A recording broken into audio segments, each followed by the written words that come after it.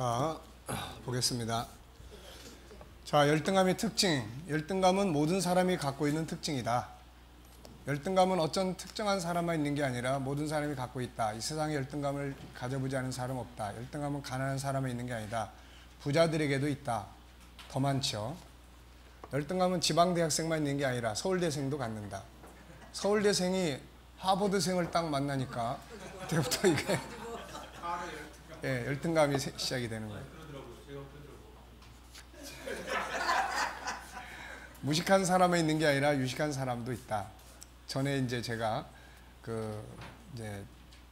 이분은 이제 이것 때문에 교회 나오신 분인데, 현직 대학병원의 과장으로 있는 의사 한 분을 만난 일이 있다. 그는 젊은 나이에 교수가 됐고 종합병원의 과장이었다. 그런데 그분이 날 찾아온 이유는 열등감 때문이었다. 영국의 수상 처칠, 미국에서 제일 존경받는 대통령 에브라함 링컨, 자신에게 불가능 없다고 외쳤던 나폴레옹 같은 사람들 모두가 다 열등감에 고통받았던 사람들이다. 아인슈타인은 학창시절 수학을 못하는 열등생이었고, 에디슨은 아예 학교에서 쫓겨났고, 엘비스 프레슬리 역시 첫 오디션에서 다시 트럭 운전이나 하라는 악평을 들었다. 한국 대중음악계를 완전히 바뀌어냈던 평가를 듣는 누구 역시 첫 방송 오디션에서 혹평을 들으며 속으로 울음을 삼게 했다. 중요한 것은 이들은 모두 자신에 대한 믿음으로 열등감을 극복하거나 혹은 열등감 자체를 동력 삼아 성공을 향해 내달려 끝내 그걸 성취하는 사람들이에요. 그러니까 성공과 실패는 뭐 열등감이 없어서가 아니고 이런 것들을 어떤 쪽으로 가느냐는 거예요. 세상 모든 것에는 항상 사망의 길, 생명의 길. 성경에서 말씀하는 대로 사망의 생명의 길. 똑같은 환경인데 그 속에는 다 그냥 있는 거예요. 그러니까 생명의 길로 가는 거냐, 사망의 길로 가는 거냐, 그 차이점이에요. 이게. 그 선택은 우리가 하는 겁니다. 열등감을 특수한 사람에게만 생기는 문제적 성향으로 이해해서는 안 된다. 열등감은 성장 과정에서 타인과 나를 비교하는 데서부터 자연스럽게 만들어진다. 열등감은 자신의 내밀한 컴플렉스와 관련되어 있는데, 컴플렉스는 성장 과정에 누구에게나 하나둘씩 생기기 마련이다. 대부분의 사람들은 모두 저마다의 열등감을 품고 있다. 다만 정도에 따른 차이가 있을 뿐이다. 하지만 누구는 이를 더 성공의 동력으로 삼는가 하면 누구는 열등감에 지배당해 평생을 열등감의 노예로 지내기도 한다. 성경에서도 사울왕 같은 사람은 심한 열등감 속에 빠져서 결국 인생을 망친 사람이다. 이 사람이 만약에 그런 부분이 없었다면 다윗을 포용했을 거예요. 그리고 다윗을 포용했다면 이 사람은 성공적인 왕이 될 수 있었죠. 그런데 그 비교하는 말을 딱 듣는 순간에 이 사울은 다윗을 적으로 만들어 버렸죠. 이게. 그러니까 그렇게 되는 이 사울의 심리 상태가 과연 뭐냐 이거.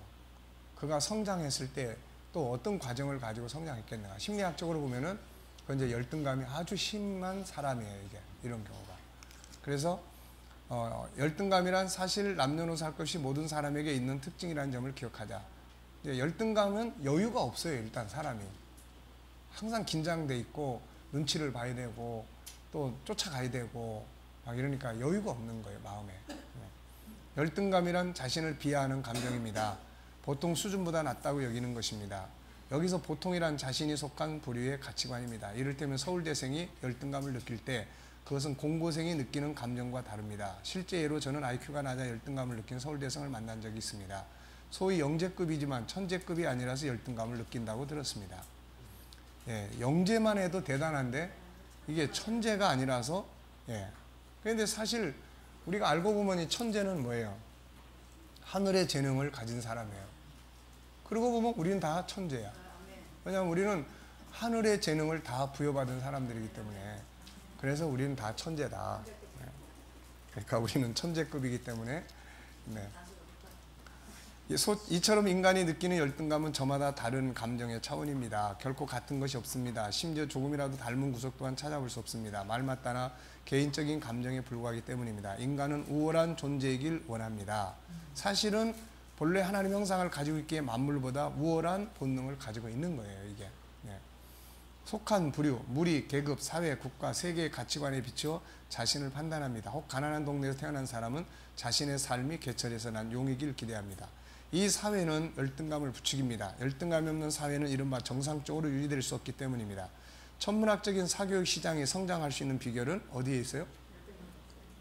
이 열등감 때문에 다 이제 이 학원에 다 와야 되죠. 무엇 하나 열등감이 개입되지 않는 게 없습니다. 부부 사이에도 열등감은 심각한 불화의 원인이 됩니다. 아직은 남남인 연인 사이에서는 참고 견딜 수 있었던 이해하고 넘어갈 수 있었던 문제들이 일촌 사이인 부부가 되면 견딜 수 없고 이해할 수 없는 문제가 됩니다. 내가 우월하다고 과시하는 사람에겐 모욕감이 될 수 있고 열등하다고 느끼는 사람에겐 과거의 상처를 후벼 파는 생치기가 될 수 있기 때문입니다. 저마다 감추고 있거나 이해되기를 바라는 욕심, 즉 덮어질 문제가 열등감으로 인해 확대 재생되는 진짜 문제가 되는 것입니다. 열등감이 많은 것, 다시 말해 자신이 열등하다고 느끼는 감정이 많은 사람에게는 한 가지 공통점입니다. 자신을 신뢰하지 않는다는 공통점이에요. 중요한 이야기죠. 이거는 여기 써는 이분은 신앙인인지 아닌지 모르겠지만은 자신을 신뢰하지 않는 공통점. 그럼 자신을 모르는 거죠. 내가 누군지 모르기 때문에. 그래서 자신감이라는 것은 나를 아는 데서부터 시작이 되는 거예요. 그러니까 우리가 내 안에 있는 하나님의 형상을 정확히 안다는 것은 이런 모든 쓸데없는 부분들에서 벗어날 수 있는 아주 중요한 비결이에요, 이게. 네. 자, 이 역시 어떤 형태든 만족감을 줄 수 있는 사람만을 선호할 뿐입니다. 이 역시 진정한 의미의 신뢰가 아닙니다. 자신을 신뢰하지 않는 사람은 늘 욕구불만에 있고 신경계는 예민합니다. 등은 딱딱해지고 열감이 느껴집니다.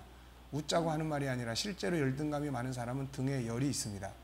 또한 열등감이란 끊임 없는 자기 학대하는 불안한 감정이기에 더 이상 자신을 학대하지 않는 것만으로도 편안함과 기쁨을 느낄 수 있습니다. 내 안에 있는 하나님 형상을 알면은 일단은 자신감을 갖게 돼요, 이게. 그래서 이런 열등감이나 이런 것들로부터 벗어나는데 정체성 회복이 중요한 답이에요, 이거. 자, 둘째, 열등감은 고쳐질 수 있다. 열등감을 방치해두면 위험한 거지만 알고 보면 얼마든지 고쳐질 수 있고 오히려 이것 때문에 인생의 성공을 갖게 되는 경우도 많다. 다음의 사람들은 열등감을 딛고 일어난 승리한 사람들의 이야기다. 사람들 가운데는 자신에게 어떤 큰 핸디캡이나 장애가 있게 되면 그것 때문에 항상 정상인을 부러워하고 스스로 비애감에 사로잡히거나 자신 한심스럽고 못난 존재를 여겨서 열등의식에 빠질 때가 많습니다. 이런 열등감은 자존감이 낮은 행동을 유발하여 인생을 소극적으로 살아가게 만드는가 하면 반대로 반사회적으로 감정을 폭발하여 사회에 어울리지 못하고 인간관계가 파괴되는 경우가 종종 있습니다. 사실 장애인과 일반인의 차이는 개인차에 불과하다고 생각하면 얼마든지 그 어려움을 극복할 수 있는 것입니다. 이보다 더 중요한 것은 뭐예요? 우리가 자기 안에 있는 자신의 정체성을 가치 기준으로 삼으면 얼마든지 풀어갈 수 있는 거예요. 서구적 사람들은 이런 데 아주 강한 사람들이에요, 이게. 네. 근데 우리는 안에 있는 어떤 가치를 가지고 기준을 삼기보다는 항상 외부적 가치 기준을 가지고 기준으로 삼단 말이에요, 이게. 더 좋은 집에서 사냐, 나쁘냐, 돈이 많으냐, 적으냐, 높은 자리에 있냐, 낮은 자리에 있냐. 항상 여기에 대해서 가치 기준이 비교가 되는 거죠, 이게. 자, 미국 메이저리그의 전설적인 조막선 투수 에버트 선수의 이야기는 장애를 극복한 좋은 기감이 될 것입니다. 에버트는 미국 미시간주에서 선천적으로 오른손이 없이 태어났습니다. 어릴 때 친구들로부터 무시와 따돌림을 당했지만 그러나 그의 어머니는 에버트를 강하게 키웠어요. 그러니까 이런 어머니들이 많이 소개가 됩니다, 이게. 그러니까 이런 사람들은 다 안에 있는 능력을 가지고 가치 기준을 삼은 거죠. 비록 옳은 손모가 없었지만 운동 경기를 할 수 있도록 격려하며 도와줬습니다. 우리는 오히려 이런 약점들을 더 다칠까봐 더 감추게 되고 가리게 되죠. 그는 10살부터 야구를 하기 시작하여 투수를 맡았습니다. 그런데 투수는 공만 던지는 선수가 아니라 공을 던지고 나면 5번째 내야수가 되어 타자들의 땅볼이나 번트를 재빨리 처리해야 합니다. 왼손만 가진 그가 투수를 한다는 것은 거의 불가능하게 보였습니다. 그래서 그는 타자들의 번트를 대체하기 어린 시절부터 왼손으로 벽에 공을 던진 뒤 재빠르게 글러브를 왼손으로 옮겨 끼고 튀어나오는 공을 받아 또다시 글러브를 오른손으로 옮겨 낀 후 왼손으로 송구하는 연습을 꾸준히 했습니다. 처음에는 무척 어렵고 힘들어 도저히 이룰 수 없는 희망이 없이 보였지만 아니 공이 던져서 벽에다 튀어나오는 순간 글러브를 바꿔서 낀다, 이게 보통 생각이 아니잖아요. 근데 여기서 중요한 건 뭐예요? 항상 답이 없는 건 아니라는 거죠, 이게. 항상 답은 있어요. 어떤 문제든 간에 답이 없는 문제는 없습니다. 근데 문제는 그 답을 자기가 가지고 얼마만큼 자기 것으로 활용하느냐에 달려 있어요. 이 사람도 이게 답이에요, 결국은. 그래서 그런데 희망이 없이 보이지만 피나는 연습과 노력으로 마침내 그 동작이 번개처럼 이루어질 수 있도록 만든 겁니다. 그것이 바로 그 유명한 에버트 스위치였습니다. 이로 인해 상대편 타자들은 그를 상대로 기습번트를 노리기가 쉽지 않았고 또한 그의 95마일에 달하는 강속구의 속수무책으로 삼진 아웃을 당할 일수였습니다. 에머튼은 조막선을 가진 투수로 활약하여 플린트 고등학교를 전국대회 우승뿐만 아니라 88 서울 올림픽에서 미국 야구 대표 투수로 활약하여 일본을 꺾고 우승하여 금메달을 목에 걸었습니다. 캘리포니아의 에인젤스의 덕 레더 감독은 그의 실력을 인정하여 마이너 리그를 생략하고 곧장 메이저 리그에 출전시켰습니다. 그는 1989년 시즌부터 시작하여 10년 동안 263경기에서 87승, 108패, 31완투, 6완승봉. 이게 무슨 말인지 아십니까? 네. 888 삼진, 888 삼진이라는 대이업을 일궈냈습니다. 그는 평상시에 꿈이 있으면 된다. 난 한 손이 없다는데 전혀 신경 쓰지 않았다고 말했습니다. 그의 동료들도 짐은 내가 만난 사람 중에 그 누구보다도 장애가 없는 사람이었다고 말할 수 있을 정도였습니다. 그렇습니다. 장애를 장애로 여기지 않고 행동하는 사람이 위대한 역사를 만들어낼 수가 있는 것입니다. 그가 마운드를 떠나면서 한 말은 장애 열등감을 가진 사람들에게 귀한 교훈이 됩니다. 희망이 완전히 사라질 때까지 결코 불가능은 없다는 말을 잊어버리면 안 된다. 장애는 성공을 위해 넘어야 할 하나의 단계에 불과할 뿐이다.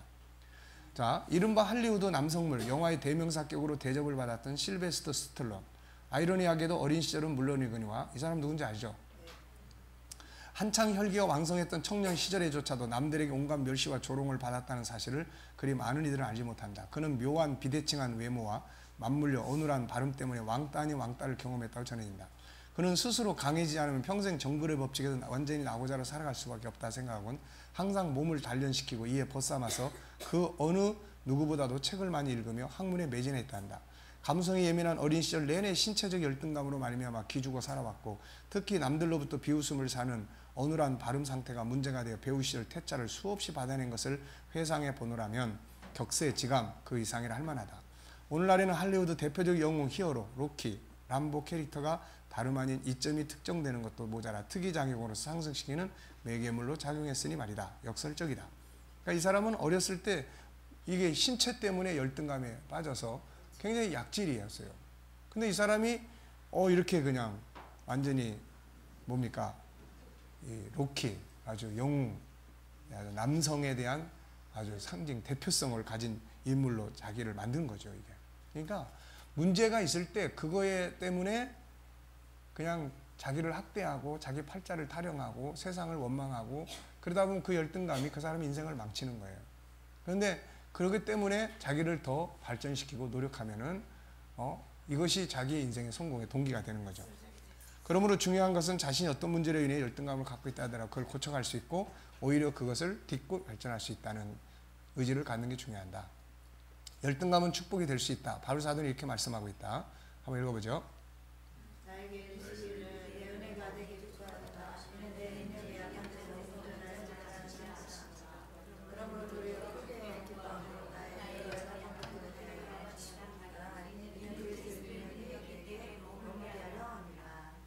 네.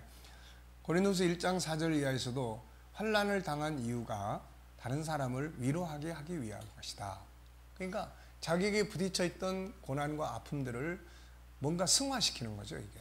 승화시키는 거예요. 자, 열등감을 한탄하고 잘못 사용하면 파멸로 가지만 그것 때문에 주님 앞에 엎드리고 그분에게 붙들려 간다면 그것 때문에 더 강한 은혜를 누릴 수 있게 된다. 또한 자신의 부족함 때문에 더욱 노력을 기울인다면 열등감은 자신의 발전을 가져오는 도구가 될 수 있다. 어디 가서 망신을 당하고 왔다면 한쪽은 그것 때문에 막 잠 못 자고 열받고 그냥 속상하고 분노하고 그러면서 그냥 자기를 학대하고 그러면서 이제 병 쪽으로 가고 자기를 팽개쳐버리는 쪽으로 갈 수 있고 한쪽은 도대체 내가 오늘 망신을 당했는데 뭐가 문제였지? 그럼 이제 그거를 이제 연구하기 시작을 합니다. 그럼 이제 발전하게 되는 거죠, 이게.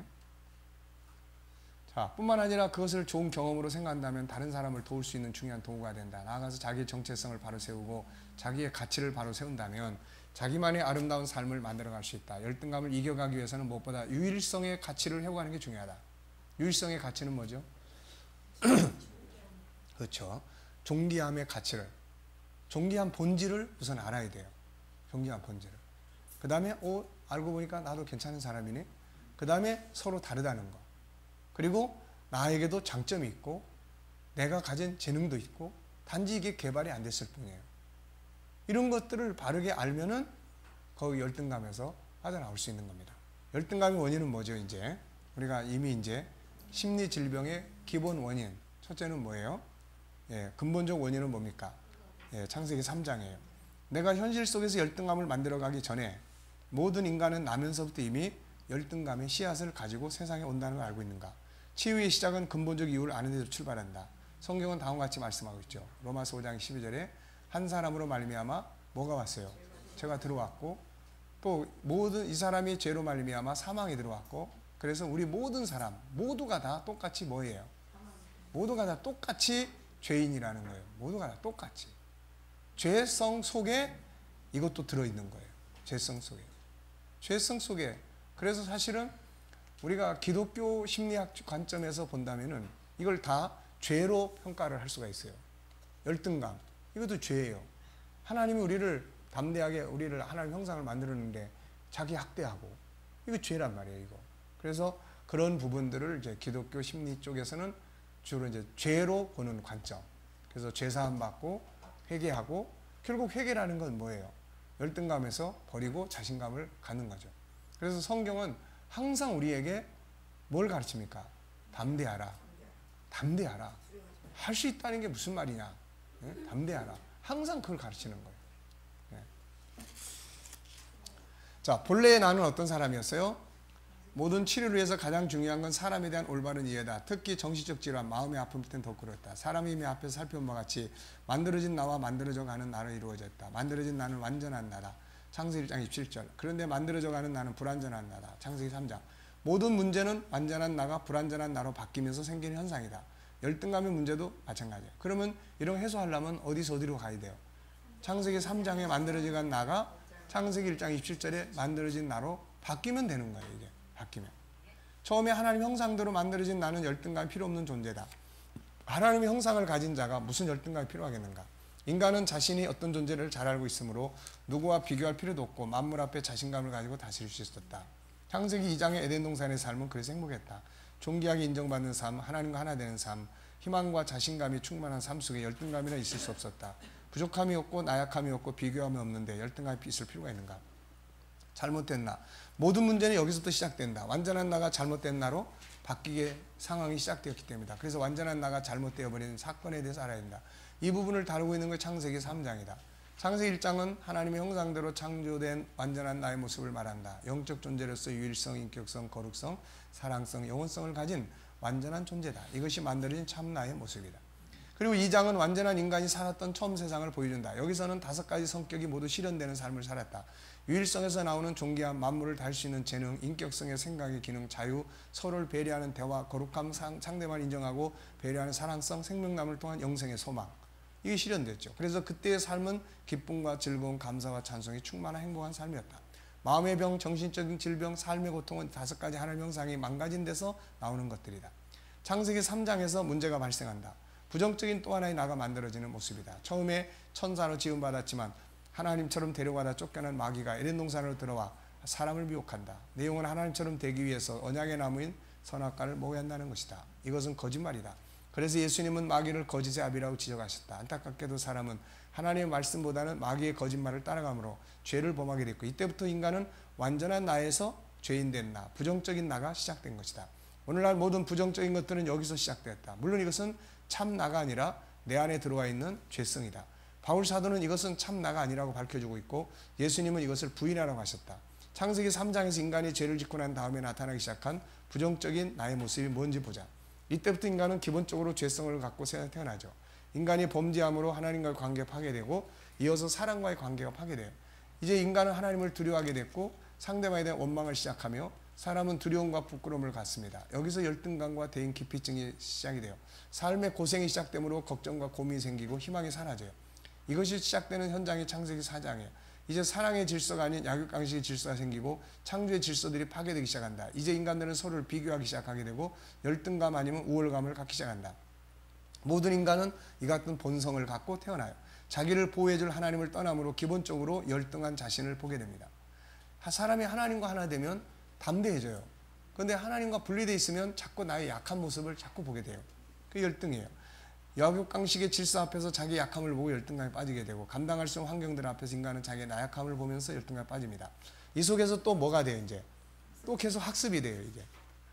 그래서 인간은 기본적으로 누구나 열등감을 가지고 있다. 다만 정도의 차이일 뿐이다. 사실 알고 보면 열등감이란 어떤 특별한 사람에게 있는 게 아니다. 가난하든 부자든 공부를 잘하는 사람이든 못하는 사람이든 경중의 차이일 뿐 누구나 다 가지고 있다.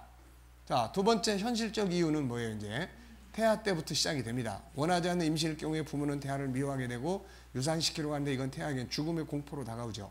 부부의 삶 역시 태아에게 그대로 영향을 미칩니다. 엄마의 열등감, 아빠의 열등감은 태아에게 열등감 교육시키는 모델이 되고 있죠. 부모들의 역기능적인 삶은 태아에게 다양한 부정적인 특성을 만들어줍니다. 그래서 임신했을 경우 부모는 인격적인 삶과 자신감, 화목을 이루는 삶, 자신들의 삶을 사랑하는 삶, 세상 앞에서 자부심과 사랑, 자랑스러운 삶을 살아야 합니다. 이것이 태아에게 심어줄 수 있는 자존감의 기본 틀이 돼요. 요즘 엄마들이 굉장히 위험한 일을 많이 하고 있어요. 그게 뭐냐면은 아기를 임신하고 나면은 태교라고 해가지고 태아에게 좋은 음악도 들려주고 뭐 많이 합니다. 그런데 거기서 이제 영어 공부를 한단 말이에요. 또 수학 공부를 해요, 엄마가. 왜냐하면 태 속에 수학이 발전하라고. 이거는 잘못하면은 어렸을 때부터 이거 공부에 아주 지긋지긋하게 만드는 이게 시작점이 될 수 있어요, 이거. 이게. 그리고 열등감, 비교의식 이런 것들이 더 키워주는 역할을 할 수가 있습니다. 이거. 항상 공부할 수 있는 능력은 아이들 속에 들어있어요, 이게. 그러니까 부모가 해줄 가장 중요한 것은 안에 있는 아이가 이 두 개가 있는 중에 이쪽 묘목, 창세기 1장 27절에 이 부분이 성장할 수 있도록 이야기를 들려주고 대화를 하고 부부가 그렇게 살아서 아름답고 행복하게 위로와 격려와 살아가고 이런 환경을 속에서 아기가 엄마 속에서 클 수 있도록 도와주는 거예요. 그러면 공부할 능력은 얘가 다 가지고 태어나니까 그걸 굳이 막 엄마가 수학 공부 막 해야 이게 뭐 아이가 수학적인 능력이 되고 이런 거 아니란 말이죠, 이게. 그래서 그런 부분들을 알아야 됩니다. 그 다음에 태어나서 성장해 가는 동안 부모들과 타인들에 의해서 열등감이 만들어져요. 우리도 그런 거 많이 했어요. 태어나서 자라는 동안 부모와 타인들로부터 많은 이야기를 듣는데 그 중에 많은 부분들은 열등감이 원인이 돼요. 물론 부모들은 자식들을 잘 되라고 하는 말이지만 당사자들에게 엄청난 열등감을 만들게 됩니다. 형제들이나 다른 아이들과 비교적인 말, 부모의 꿈을 이루어야 한다는 부담감. 자, 자꾸 비교해요. 네 형은 이런데, 네 동생은 이런데, 네 동생 좀 본받아라. 뭐 이런 거. 유대인들은 뭘 비교합니까? 우리나라는 어떤 그런 같은 내용을 가지고 비교를 하고 유대인들은 네 형이 가진 장점은 이거야. 너의 장점은 뭐라고 생각하니? 그래서 그런 장점을 서로 비교해 주는 거예요. 이런 거. 우리는 형이 맞은 성적 이걸 가지고 놓고 비교를 하는 거고. 그러니까 이걸 놓고 비교할 때는 굉장히 이 자존심이 상하게 만들고 열등감에 빠지게 만들어요. 그런데 유대인들이 가진 네 형은 이걸 잘해. 근데 둘째는 뭘 잘하지? 엄마 저는 이걸 잘해요. 아 그렇구나. 이걸 비교를 해주면 이거는 이제 발전을 시켜주는 거죠. 이걸. 자, 부모의 꿈을 이루어야 한다는 부담감이 있죠. 자신은 고양이인데 부모는 자꾸 자기를 뭐처럼 하려고 그래요. 사자처럼 되길 바라는 부모의 욕심. 잘못했을 때 받는 심한 지적. 이런 것들이 자꾸 반복되면 학습된 열등감이 됩니다. 열등감을 갖고 있는 부모들의 삶의 자세 등. 그래서 우리가 부모가 되려면 먼저 부모 속에 있는 상처들을 치유를 해야 돼요. 그래서 건강한 부모가 돼야 됩니다. 이거. 건강한 부모가 돼야 그 속에서 건강한 자녀가 성장할 수 있는 거고 그런 구조가 돼 있어요. 그래서 우리 결혼하는 젊은이들이나 아이들을 임신하는 엄마들이나 그 다음에 또 아이를 키우는 이 가정들이 건강한 가정으로 회복되고 만들어지는 게 이게 굉장히 중요한 거예요. 이거. 그래서 이제 이런 훈련을 통해서 앞으로 그런 교육들이 이루어져야 돼요. 그래서 일반적인 태교 훈련이 아니라 우리는 건강한 아이를 이제 만들고 그런 가정을 이루기 위한 이런 이제 교육들, 이런 세미나들이 있어줘야 됩니다. 이게. 어째 다 아멘을 안 해? 네. 믿습니까? 네. 자. 네. 자, 그러고 보니까 참 우리 할 일이 많죠. 참 할 일이 많습니다. 이게 교회가 우리 목회자들이 참 할 일이 많은 거예요. 이게. 네. 그리고 그런 일들을 얼마만큼 잘 해주냐에 따라서 그런 사람들이 모이는 거예요. 그런 사람들이. 결국 교회의 발전이라고 하는 것은 이제 그런 틀들이 이루어져야지 되는 거죠. 이게. 네. 자, 보겠습니다.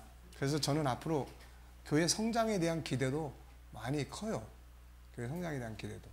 왜냐하면 이제 이런 것들이 원활하게 이제 만들어지고 활성화됐을 때 이건 사람들이 필요한 거니까 이게. 그래서 이게 교회 발전도 이루어질 수 있고 오는 사람들한테 물어보면은 그런 이야기들을 많이 한단 말이에요 이게. 그러니까 우리가 좀 더 전문화되고 좀 더 교회 안에서 이제 우리가 이제 문화원이라고 하는 이런 이제 공식적인 것들이 이제 만들어져서 그게 이제 운영되고 활용되기 시작하면은 아마 많은 사람들이 올 겁니다. 이게 왜냐하면 세상은 그걸 필요로 하니까 자기 자녀를 좀 잘 누가 어떻게 해줬으면 좋겠는데 이거 뭐 어디서 할 데가 없어. 이런 걸 잘 해결해 줄 수 있다면은 좋잖아요. 가정 문제라든지 또 사회적 리더십이라든지 이런 거. 그래서 앞으로 한국 교회의 새로운 어떤 이제 답을 찾아내는 것 중에 하나가 바로 이 영역이다. 어떻게 뭐 아멘은 집에 가서 하실 겁니까? 네. 자, 어디까지 했죠?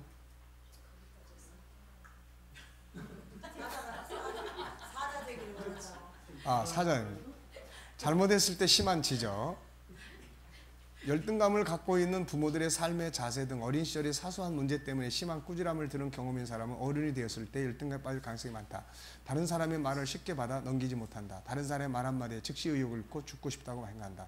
그리고 삶이 고통스럽다고 느끼기 시작한다. 그 말 한마디 인생 자체가 고통스럽게 생각한다. 모든 게 귀찮아진다. 어린 시절에는 정말 완벽해져야 되는 요구를 받았다. 그리고 완벽하지 않다는 것 때문에 끊임없이 꾸지람을 들었다. 너는 왜 그 모양이니? 이런 식으로 부모로부터 꾸지람을 들은 것이다. 그런 두려운 체험은 머릿속에 깊이 새겨지는데 그렇게 각인이 된 것을 어느 날 갑자기 지워버리라는 것은 무리다. 어른이 되어 주위 사람들로부터 애정이 깃든 충고를 들어도 그 말 한마디에 어린 시절의 두려운 체험이 살아난다. 그래서 주눅이 들고 때로는 죽고 싶다고 하기도 한다. 사소한 문제를 큰 문제로 받아들이게 되고 친절한 충고를 자기에 대해 전면적인 거부라고 받아들인다. 언젠가 나는 문득 놀라운 사실을 발견했다. 아까 이야기했죠.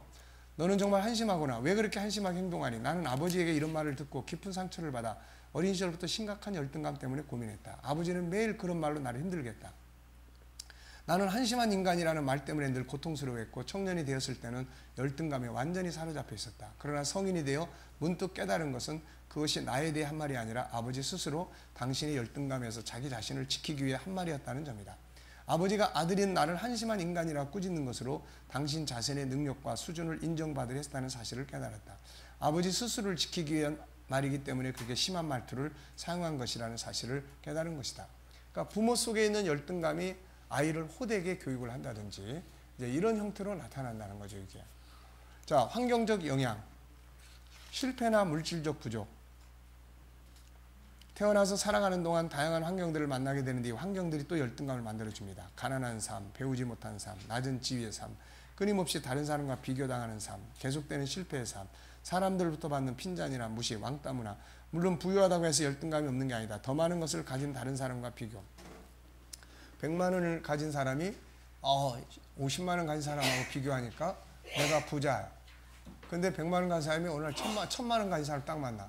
그때부터 이제 자기는 빈곤해진 사람이 되는 거예요. 이걸 정신적 빈곤이다 이렇게 이야기합니다.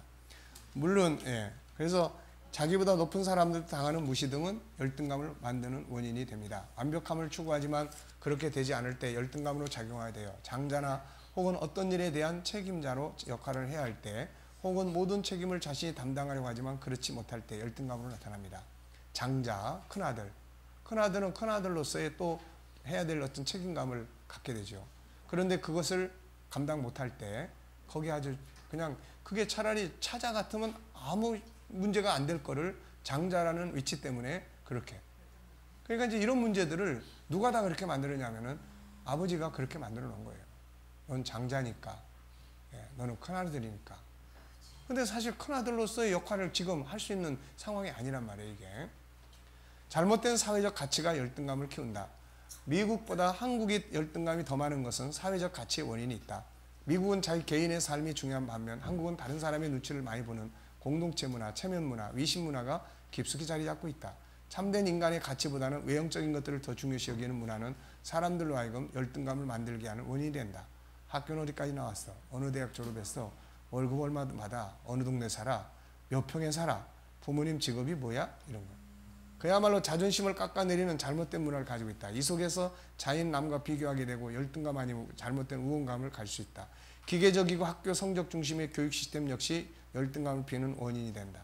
모든 것이 적당하게 자기 때가 되면 할 수 있는데 너무 앞질러 가다 보면 잘하는 애들도 못하게 되고 이것이 반복되면 학습된 열등감이 된다. 사람은 주눅이 들면 잘하던 일도 못하게 된다. 풀어가는 지혜를 배우지 못함으로 열등감을 키워간다. 한 가지 또 중요한 건 우리 사회는 이 같은 열등감을 마치 큰 질병처럼 생각하고 있으면서도 이걸 풀어가는 치료법을 제대로 배우지 못하고 있다는 점이다. 그냥 숨기고 살아요. 부모는 마치 자녀가 커다란 정신적 문제가 있는 것처럼 생각하면서 속상해하고 본인은 그대로 학습되어 열등생으로 자신을 낙인 찍어요. 그러다 보니까 이제 대인 기피로 만들어지고 남 만나기도 싫고 그러는 거예요. 조금만 누가 뭐라 하면 무시당하는 것 같고, 그리고 그렇지 않은 것처럼 행동해야 된다. 그러면서도 이런 것들을 해소시켜 가면서 자기 안에 있는 능력을 찾아갈 수 있는 방법을 배우지 못한다. 그래서 작은 것들이 큰 문제로 발전한다. 그래서 상담 문화가 발전을 해야 돼요. 상담 문화가. 아이들도 멘토링 문화가 발전해야 된다고요. 네.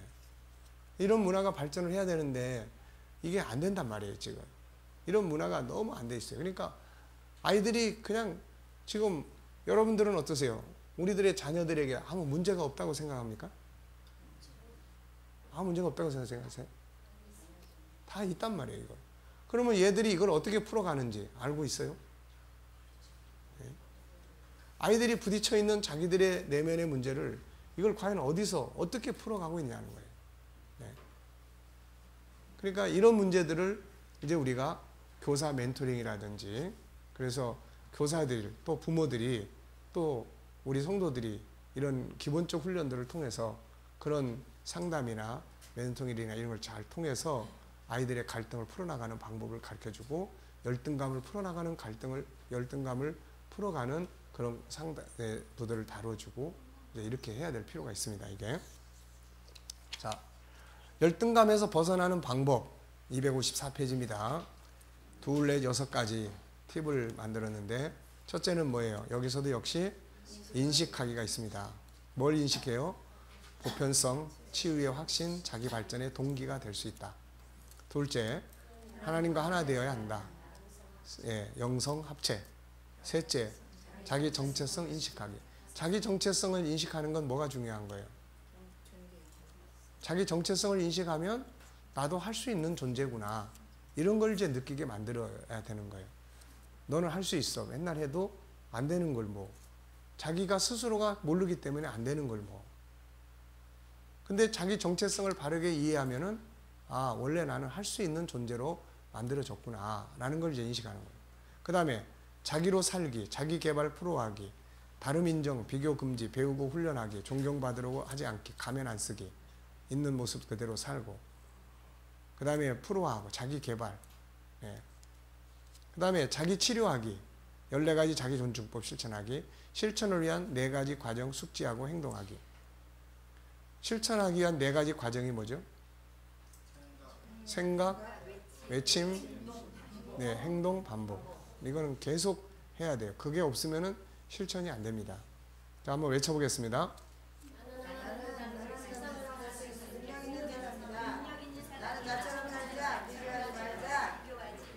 네, 이걸 열심히 외치시면 돼요. 자, 15장 열등감 고치기. 두 번째 치료 방법 1. 영성 능력과 정체성 찾아 자기답게 살기. 자, 열등감의 의미는 열등감은 자신이 남보다 못하다거나 부족하다는 생각에서 오는 느낌이다. 따라서 열등감을 치유하는 이에서는 다음 몇 가지가 필수적이다. 첫째, 뭐 해야 돼요? 하나님과 합체하라. 아이들이 게임을 하다가 힘이 약해지면 뭐합니까? 합체를 합니다. 그러면 힘이 세져서 게임을 이기게 돼요. 간단한 원리입니다. 열등감은 자기 힘이 부족하다고 생각하고 남보다 뒤떨리는 생각이기 때문에 발생하는 마음의 병이다. 그러므로 힘이 약하다고 생각될 때는 언제든지 하나님, 예수님, 성령님과 합체해보라. 구약이나 신약 등에 등장하는 많은 인물들은 모두 하나님, 예수님, 성령님과 합체한 사람들이다. 요셉, 모세, 다니엘, 삼손, 다윗 등 수많은 사람들이 하나님과 하나 되었을 때 세상을 이기는 능력의 사람들이 됐다.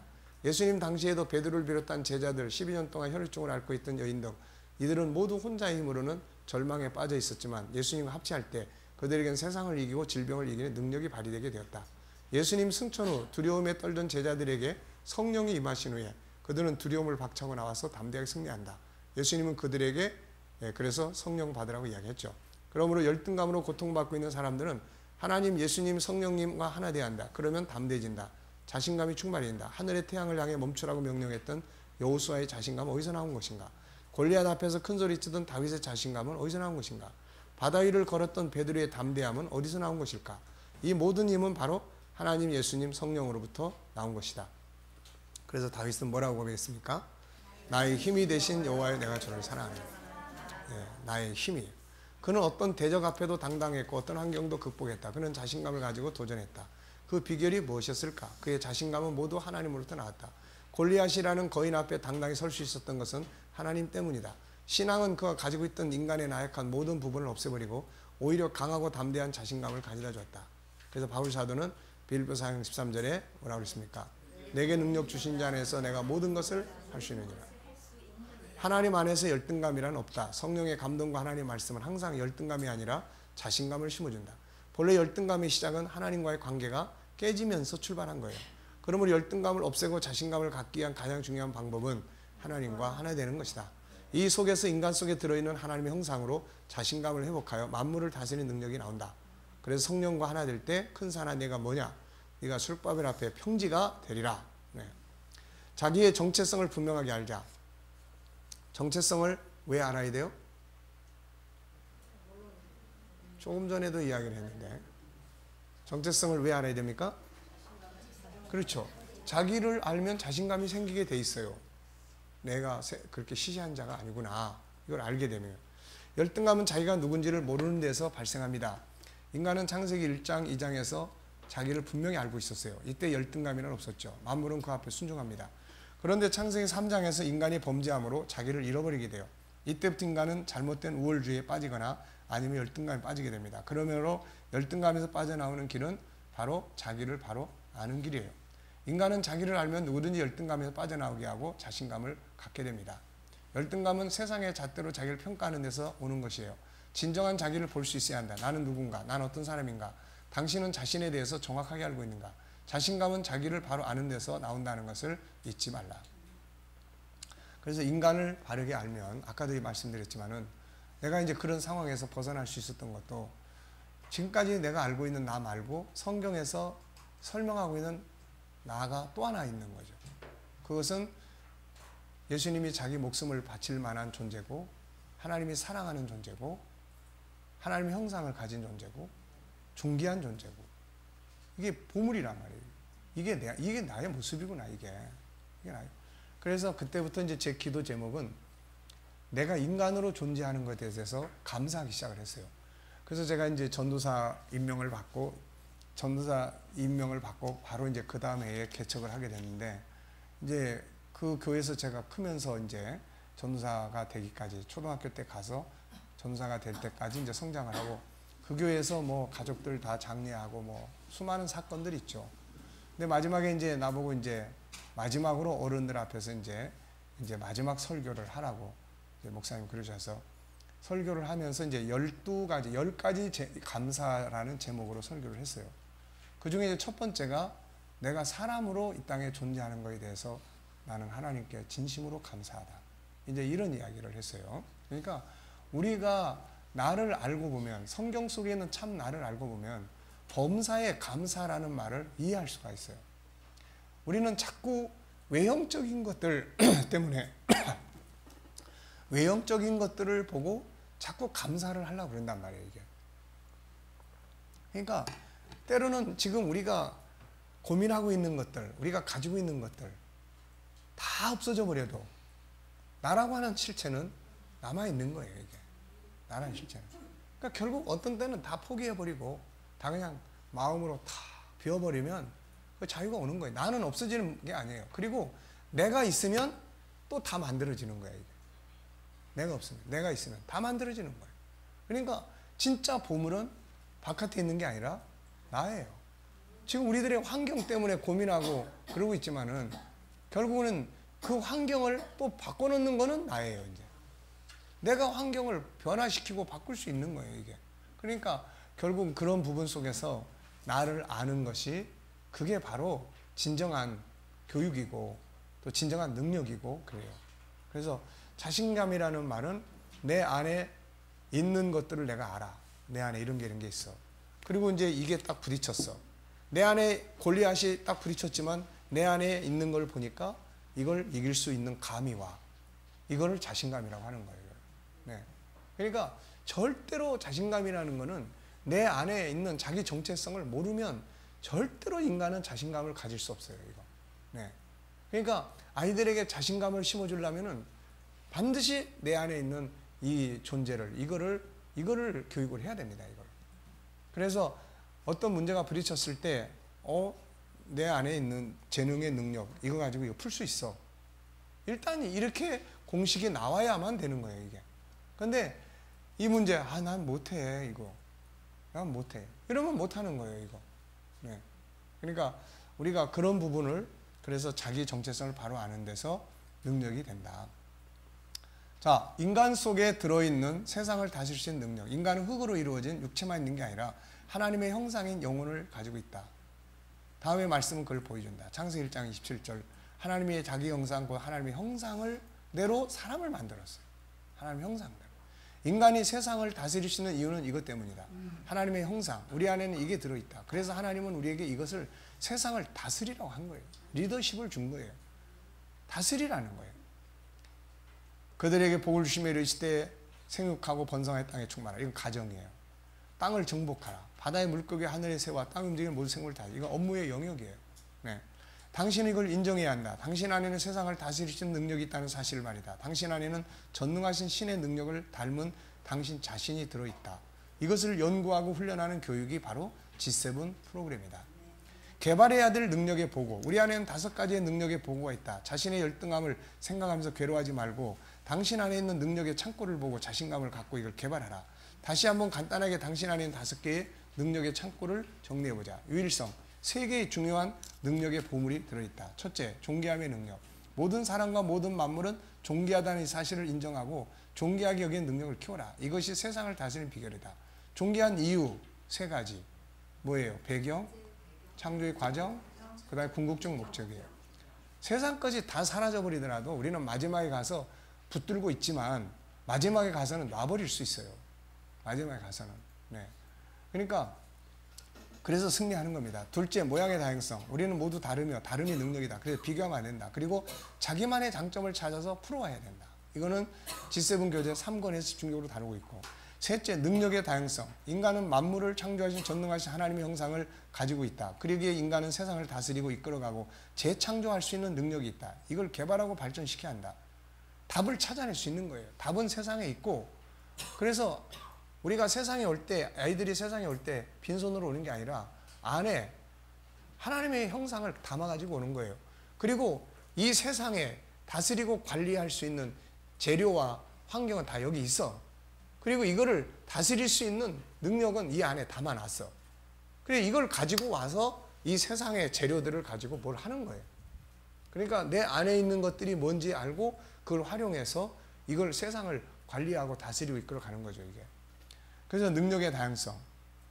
당신은 당신의 능력을 개발해서 얼마나 개발해서 사용하고 있는가.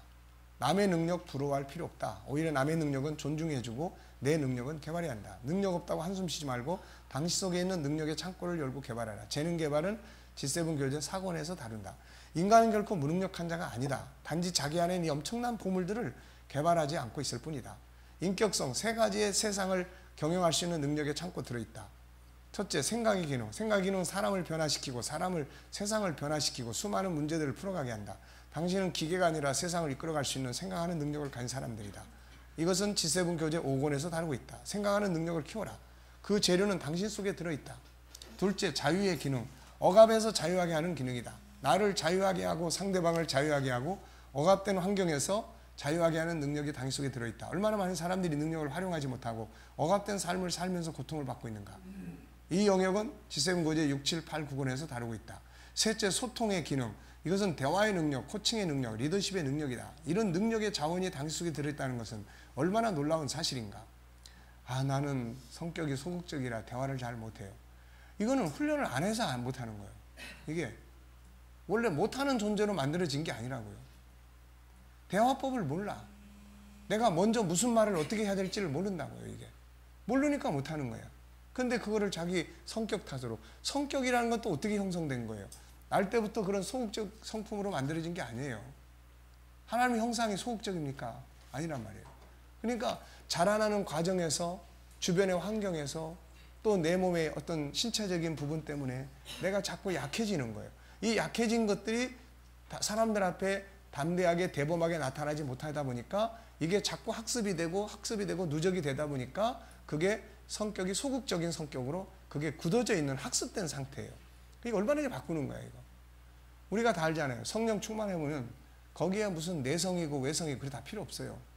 성령이 충만하면 그렇게 말하지 못하던 사람들이 말이 너무 많아지고, 네.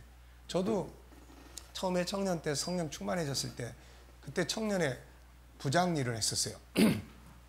그때는 하여튼 청년들을 붙들어 잡고, 예, 나를 무슨 뭐 내성적이다. 그때는 뭐 이건 전혀 반대적 이야기예요. 전도지 들고 돌아다니면서 외치고 차 타고 차 안에서 여러분 예수 믿으셔야 됩니다. 이러고 돌아다니는 사람을 보고 누가 내성적이라고 그럴 수 있습니까? 이거 아닌 거예요, 이게. 그러니까 성령 안에는 원상태로 돌아가기 때문에 원상태로 돌아가면은 이게 좋은 성품들이에요, 다.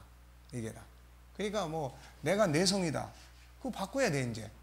내성을 통해서 유익하면 괜찮은데 내성 때문에 살아가는데 문제가 많으면, 인간관계하는데 문제가 많으면 적극적으로 이제 내 안에 있는 그런 긍정적 성품들을 끌어내고 말하는 훈련들을 배우고 언어법을 배우고 그러면 누구보다도 말을 잘할 수 있는 거야, 이게. 근데 훈련을 안 하면서 나는 이런 상태야. 알고 보면은 이게 만들어져 가는 나의 상태가 이렇게 만들어진 거예요, 이게. 지난번에 상담하러 그 자매 하나는 자기 내성적이라고 그래요. 그러면서 말을 나한테 또박또박 잘한단 말이에요. 그래서 내가 쭉 보면서 자네는, 젊은 청년이, 자네는 내성적인 게 아니야. 아닌데요, 저는 아니야. 내성적인 사람이 어떻게 나한테 이렇게 또박또박 말을 잘하나. 자네는 성격이 참 좋은 사람이야. 근데 그동안 이게 여러 가지 주변 환경 때문에 제대로 표현하는 방법을 잃어버렸어. 그래서 말도 더듬는 거예요. 잃어버렸어. 앞으로 이거 다 고쳐갈 수 있어. 그러니까 그런 부분들을 우리가 다 바꿔서 할 수 있는 능력이 그 속에도 있고 우리한테도 있는 거예요, 이게. 그러니까 이런 부분들을 우리가 잘 아는 것이 아주 중요하다. 알겠습니까? 네. 자, 거룩성 세 가지의 능력의 보고, 영성, 재능, 하나님과 소통하는 영역. 이 능력이 합쳐진다면 세상의 능력만을 가지고 사는 사람들보다 뛰어난 삶을 살게 됩니다. 세상의 재능만 가진 사람들보다 영성을 가진 사람의 차이가 얼마큼 났어요? 다니엘서 1장 20절에 보면은 그냥 일반 리더십만 교육받은 사람들보다 영성을 가진 다니엘이 그들보다 10배나 지혜가 뛰어나다는 거예요. 이게 이제 기독교인들이 이렇게 만들어져야 돼요. 기독교인들이. 믿습니까? 그래야 세상 사람들이 기독교인 그러면은 지금처럼 욕을 바가지로 하는 게 아니라 기독교인 그러면 뛰어난 사람들이야. 기독교인 그러면 더 멋진 문화를 가진 사람들이야. 이런 이야기를 들을 수 있는 단계로 가져야 한국교회는 다시 재생할 수 있어요, 이게. 네. 그러니까 지금처럼 뭐 아무리 은혜 받아도 자기 기복주의고 이기주의고 그냥 선이고 악이고 이런 거 없이 타락한 성품을 쫓아 살고 그러면 이거 안 된다는 거예요. 이렇게 해가지고는 이제 부흥 없어요. 한국교회 어떻게 부흥합니까? 이거 안 되는 거예요. 네. 둘째, 성품의 영역. 이건 둘째는 성품의 영역이에요. 현대인들은 지적 재능과 함께 감성 재능을 중요하게 다룬다. 이 부분은 바로 감성 재능을 높이는 영역이다.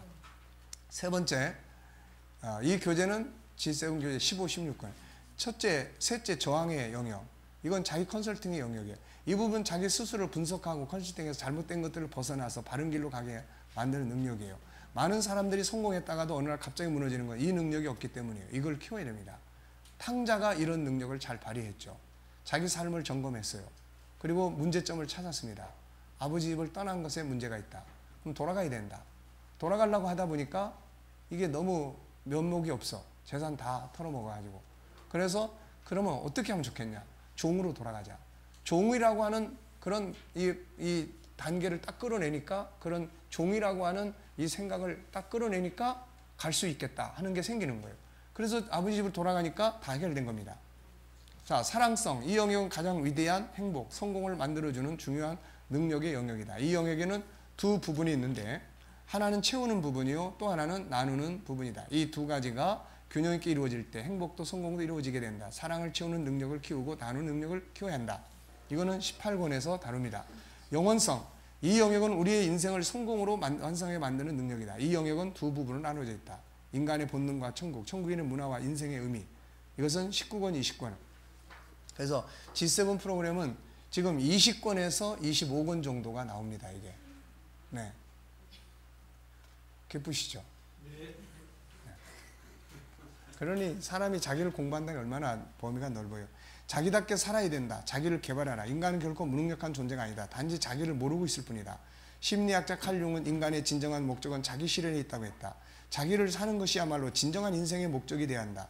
메슬로 역시 인생의 가장 최고 욕구는 자기 실현에 있다고 했다. 남의 인생 흉내내고 비교하느라고 병들고 시간 보내지 말고 자기 안에 있는 능력을 개발하는 데 시간을 투자해서 가장 자기답게 사는 삶을 만들어야 한다. 열등감을 비롯 모든 심리 질병을 왜 생기는가? 자기를 모르고 자기답게 살지 못하고 다른 사람과 비교하고 다른 사람을 흉내내려고 하거나 다른 사람과의 온전한 관계를 이루지 못하면서 발생한다. 이제 자기를 알고 자기를 찾아서 개발해서 자기답게 살아보자. 다음의 이야기는 이걸 잘 보여준다. 당신은 놀라운 발명품이며 누군가의 소중한 기쁨이다. 당신은 값으로 따질 수 없는 진귀한 보석이다. 하나님은 쓰레기를 만들지 않는다. 참 멋진 말입니다. 최근 몇 년간 인터넷상에서 가장 크게 유행했던 단어 중 하나로 열폭을 들 수 있다. 열등감 폭발이라는 뜻의 신조어인 열폭은 화를 내지 않아도 될 만한 상황에서 갑작스럽게 터지는 비논리적인 분노와 짜증들을 대할 때 쓰인다. 달리 생각하면 인간이라면 누구나 말 못할 열등감 하나쯤은 갖고 있기 마련이라는 뜻이다. 미국의 유명한 정신의학자인 제롬 프랭크는 딸 줄리와 함께 정신질환의 공통적인 특징에 대해 연구한 끝에 과격하지만 재미있는 결론을 내린 바 있다. 모든 정신장애는 기가 죽어서 생기는 병이며 기를 살리는 것이 모든 치료 방법의 공통적인 요인이라는 것이다. 기가 죽어서 생기는 병은 다름 아닌 열등감이다. 모든 정신적 장애의 근본에 웅크리고 있는 것이 바로 열등감이라 할 만큼 열등감은 위험한 증상이다. 기를 살린다는 것이 뭔가? 그 사람의 본래의 자존감을 찾아주는 것을 의미한다. 하나님의 형상대로 지음받은 본래 자기의 모습을 다시 찾을 때 열등감은 사라진다. 본래 나는 잘할 수 있는, 세상을 다스릴 수 있는 능력의 사람이기 때문이다. 자기의 참모습을 찾고 이걸 믿어야 된다. 성경이 보여주는 자기를 인정하고 신뢰하라. 부정적으로 만들어져가는 나를 따르지 말고 자신감과 능력을 가진 본래의 나를 앞세워보라. 이것을 열심히 개발하고 풀어와라. 당신도 달인이 될 수 있다. 풀어하자. 근래에 TV에서 달인이 되어 아무것도 아닌 것들을 가지고 성공한 사람들을 소개하는 것들을 봤다. 사업에 실패, 엄청난 빚을 진 사람이 호떡 장사에서 월 매출 5천만 원, 묵집을 했는데 연 매출 10억, 반찬집만 해서 연 7억 8억의 매출 올린 사람, 이외에도 정말 다양한 달인들이 있다. 그런데 그들은 몇 가지 특징이 있다. 그들은 자기의 재능을 활용하는 사람들이었고 연구하는 사람들이었고 포기하지 않는 사람들이었다. 그들은 남의 것을 가지고 승리한 사람들이 아니라 자기 안에 있는 재능들을 개발하는 데 성공한 사람들이다. 모세의 이야기, 그러니까 이들을 성공한 가장 기본적인 아이디어는 그들의 머릿속에서 다 나와요. 생각 속에서 나온 거예요. 아이디어 창고에서 나온 겁니다. 모세의 이야기, 80세가 된 모세를 이스라엘을 구원하는 구원자로 세우시고 그를 애굽으로 보내실 때 하나님께서 모세에게 물은 게 뭡니까? 내 손에 있는 게 뭐냐? 그걸 땅에 던지라는 거예요. 하나님은 모세에게 새로운 능력을 하늘로부터 갖다 준 게 아니에요. 본래 그에게 주셨던 그 능력을 가지고 일하게 합니다. 주님은 지금도 물으신다. 내게 있는 게 뭐냐? 주님은 그것을 가지고 세상을 다스리도록 보내신 것이다. 그런데 우리는 세상에 와서 다른 사람과 비교하느라고 세월 다 보내고 그 속에서 열등감에 빠져 인생을 망쳐버리고 있다. 이제 정신 차리자. 그리고 그분이 내 안에 담아주신 능력, 정말 내가 잘할 수 있는 일, 또 지금도 잘하고 있는 일이 뭔지 살펴보자. 그리고 그걸 어떻게 해야 돼요? 갈고 닦아야 돼요. 지금보다 설교하시는 분들은 설교를 지금보다 내가 10배를 더 잘해야 된다. 이런 생각을 가져야 됩니다. 그리고 그걸 분석을 해야 돼요. 그리고 설교에 대한 책임감을 가져야 돼요. 그날 자기 교회를 찾아오는 사람들을 그냥 돌려보내지 않겠다고 하는 이런 절대적 의지와 사명감이 필요해요. 이게 우리 교회도 멀리서 오는 사람들이 있어요. 서울인데 어떤 분 천안에서 오고 어떤 분 오산에서 와요. 그러니까 나는 이제 그런 생각을 합니다. 이렇게 가까운 데로 가지도 않고 이 교회를 찾아온다면 예배 시간이라고 해봐 불과 30분 40분인데 다른 순서 다 빼고 그 속에서 목사가 그들에 대해서 뭔가를 할 수 있는, 이거를 할 수 있는 시간은 길어봐야 3, 40분이고 짧고 뭐 광고 좀 많이 하고 뭐 하면 그냥 어떤 때는 15분짜리가 될 때도 있고 그래요. 이거. 그러면 이제 저는 항상 그런 생각을 합니다. 이 15분 내에 결판을 내야 된다. 그건 딴 거 없다. 이 사람들이 이 먼 거리를 찾아서 여기까지 왔는데 이걸 그대로 보내면 절대 안 된다. 이거는 나의 게으름이고, 이거는 나의 어떻게 보면 세상으로 말하면은 그거는 자기 업무를 제대로 하지 않는 거예요, 이게. 그러니까 이런 문제를 놓고 고민하고 기도하고 생각하고 또 보고 설교에 대한 것. 그래서 저는 설교에 대한 것을 이제 미리 우리 다가 그랬지만은 일단은 목요일 날 이제 준비를 해서 주보를 내보내고, 그때는 이제 그냥 일상적인 설교예요. 그걸 그대로 설교를 못 합니다. 그 다음에 이제 토요일 날 저녁이 되면은 이제 저녁에 저는 이제 고민을 하기 시작을 합니다. 그래가지고 뭐 일찍 끝날 때 되면 일찍 끝나지만 늦게 끝나면 이제 밤새도록 이제 밤 12시 늦더라도 그렇게 해서 이제 고민을 해요. 고민을 해서 나를 감동시키지 않는 설교는 거의 안 합니다.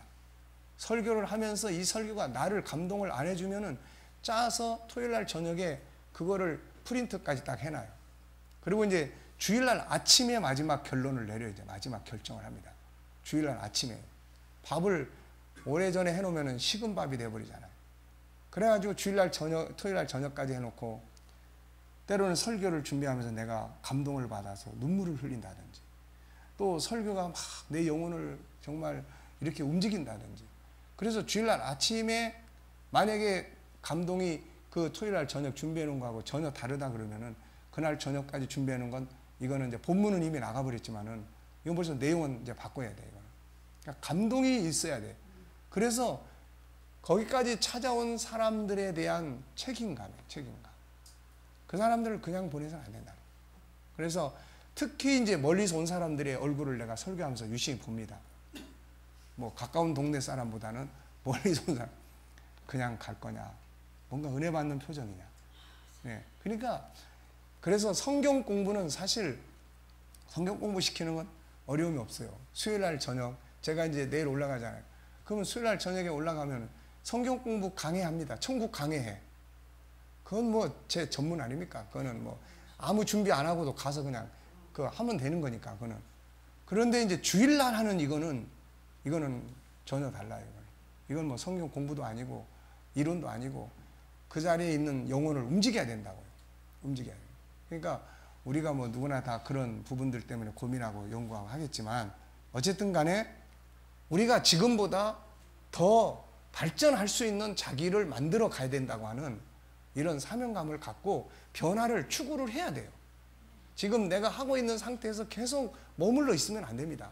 G7은 계속 머물러 있는 거 이거 아니야. 이거 변화를 추구하라는 거예요. 이거 지금 내가 잘하고 있다면 어느 영역을 더 발전시킬 수 있는 것인가.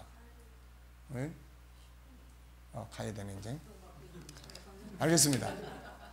자, 그래서 너무 지금 흥분하고 있어요. 자, 다윗이 위기에 빠진 나라를 구원한 것 좋은 갑옷이나 칼이 아니에요. 길바닥에 널려있는 돌멩이고, 그런데 다윗은 이 돌멩이 던지는 일에 달인이 됐어요. 이것이 이스라엘을 위기에서 건져내고 이스라엘의 영웅이 된 비결입니다. 달인이 되는 데는 20년 30년 이상 걸려요. 남 쳐다보지 말고 묵묵히 산꼭대기를 바라보고 달려가라. 그러면 거북이한테 지는 토끼는 없을 것이다. 다음의 명언을 기억하자. 무엇이든지 자꾸만 되풀이하면 그것이 당신 자신의 것이 되기 시작한다. 어떤 분야에서 인정을 받는 것, 하찮은 재능을 고도로 연마한 결과다. 이걸 기억하자. 세상에 무능력한 사람 없다. 모두 하나님의 형상을 가지고 있기 때문이다. 문제는 자신을 스스로 무능력한 자로 취급하고 있거나 자기 능력을 개발하지 않는 거다. 그래서 세상에서 제일 게으른 사람, 악한 사람이 누구냐? 자, 밥을 차려놨는데도 안 먹는 사람. 그리고 밖에 나가서 일을 안 하는 사람. 그 다음에 입에다가 넣어줬는데도 안 씹는 사람. 그 다음에 자기 속에 담아준 것을 개발하지 않는 사람. 이 중에서 누가 제일 게으른 거예요? 네 번째가 제일 게으른 사람. 자기 안에다가, 아버지가 이 안에다가 담아가지고 보냈는데도 이거를 개발을 안 해요. 이거를. 그러면서도 뭐가 어떻고 저떻고 그런다고 하니까 안 된다는 거죠.